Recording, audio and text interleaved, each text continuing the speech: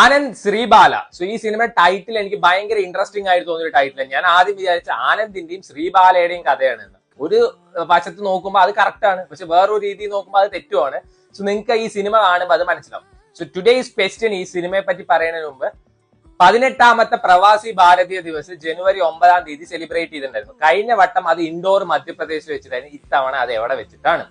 So Anand Sreebala basically ഒരു decent thriller എന്ന് വേണമെങ്കിൽ പറയാം. സോ ആദ്യമൊക്കെ അത്യാവശ്യം നല്ലോണം ലാഗ് ഉണ്ട്, പക്ഷെ ടുവേർഡ്സ് എൻഡ് ഒരു 20-25 മിനിറ്റ്സ് അടിപൊളിയാണ്. ഭയങ്കര ട്വിസ്റ്റ് ടേൺസ് കാര്യങ്ങളൊക്കെയാണ്. അതും കൂടി ഇല്ലെങ്കിൽ ഒരു ആവറേജ് പടത്തിൽ ഒതുങ്ങേണ്ട സിനിമ, പക്ഷെ ആ ഒരു ട്വിസ്റ്റ് ആൻഡ് ടേൺസ് ഒക്കെ വരാൻ ഭയങ്കര ഇൻട്രസ്റ്റിംഗ് ആയിട്ട് നമുക്ക് തോന്നും. നമുക്ക് ഒരിക്കലും പ്രതീക്ഷിക്കാത്ത ട്വിസ്റ്റ് ആൻഡ് ടേൺസ് ഒക്കെയാണ്.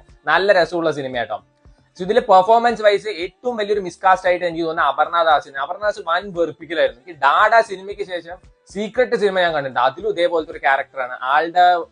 ആരും ഡബ് ചെയ്തിട്ടുണ്ട്, അതും സൗണ്ടും പെർഫോമൻസും ആയിട്ട് ഒട്ടും സിങ്ക് ആവാത്ത പോലെ തോന്നി. പെൺകുട്ടിയെ കാണാനില്ല വേണ്ടിട്ട് അവരെ അച്ഛനും അമ്മയും വന്നിട്ട് പല പോലീസ് സ്റ്റേഷനിൽ കയറി ഇറങ്ങി കംപ്ലൈന്റ് കൊടുക്കും. പിറ്റേ ദിവസം നോക്കുമ്പോൾ ആ കൊച്ചു മരിച്ചു കിടക്കണം. അപ്പൊ അതിനെ ചുറ്റിപ്പറ്റിയുള്ള കേസ് അന്വേഷണം 6 മാസത്തിന് ശേഷം അത് ആരാണെന്ന് കണ്ടുപിടിക്കലൊക്കെയാണ് ഈ സിനിമയില്. സോ ബാക്കിയുള്ള എല്ലാ പടത്തിനും പോലെ തന്നെ ആദ്യം വില്ലൻ ആരാണ് അല്ലെങ്കിൽ ആദ്യം ഇതിന്റെ കൊലപാതക ആരാണെന്ന് കാണിച്ചിട്ടുള്ള സിനിമയല്ല. ടുവേർഡ്സ് എൻഡ് ആണ് നമുക്ക് ഈ സിനിമയിൽ അത് മനസ്സിലാവുള്ളൂ. അതുകൊണ്ട് എനിക്ക് ഭയങ്കര ഇഷ്ടമായിട്ടോ.